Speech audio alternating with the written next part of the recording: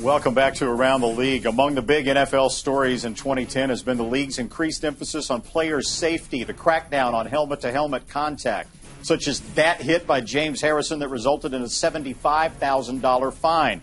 Harrison later incurred another fine of $20,000, and on Tuesday, he appealed those fines to the NFL. A ruling is expected within 10 days.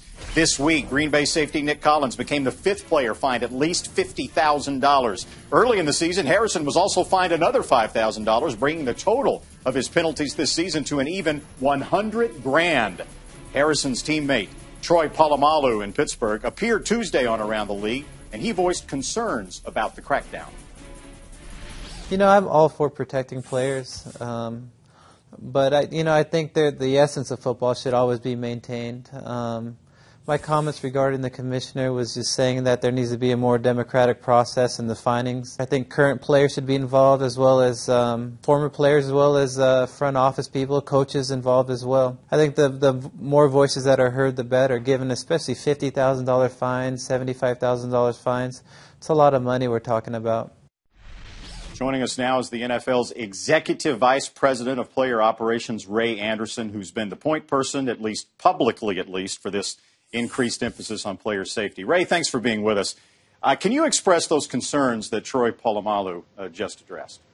Well, Randy, players have an interest, but what we would say to Polamalu and others is that we have people involved in the process who are very knowledgeable.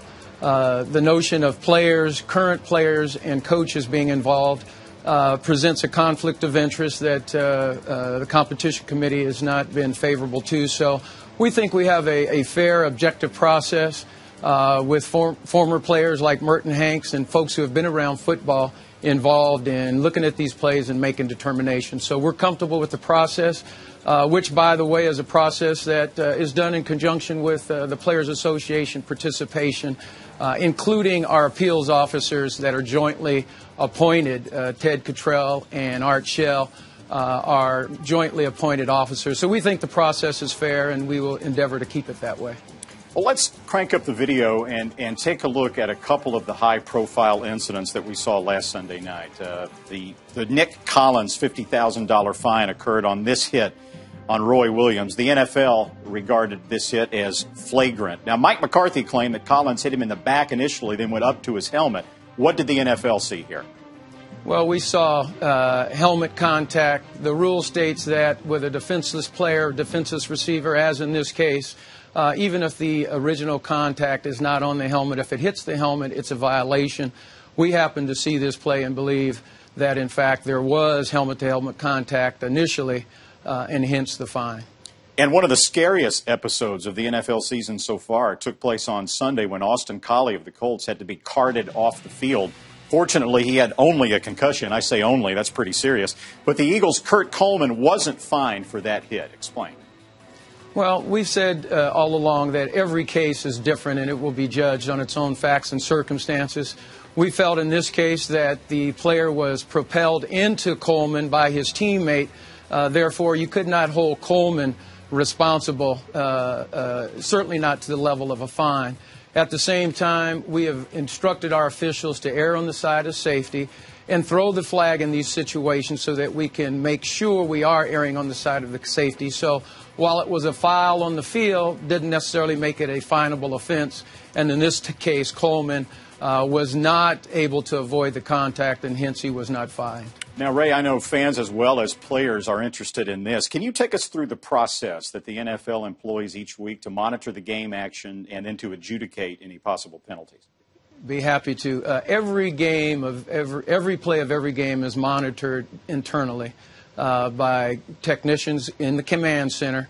Any plays that are thought to merit any kind of disciplinary action are then reviewed, sent upstairs. In the first instance, Merton Hanks and myself will review these plays. And if we determine that after internal review that discipline is appropriate, then we will, in fact, levy that discipline. And the players have a right to appeal. And the appeals officer, as I said before, are Ted Cottrell and Art Shell, jointly appointed by the Players Association and this office, And so they have the right to appeal and make their case with the assistance of their representatives and NFLPA representatives to help them make their case. So at the end of the day, it's a former coach, former players in Art Shell and Ted Cottrell who are hearing these appeals and making the determination. So the process is complete, and at the end of the day, we think very appropriate and very fair. Ray, thanks for taking the time to help enlighten us on this. He is Ray Anderson, the NFL's Executive Vice President of Player Operations. Tonight on NFL Total Access, Carl Johnson, the NFL's VP of Officiating, will appear to discuss some of the more high-profile officiating calls from this past weekend.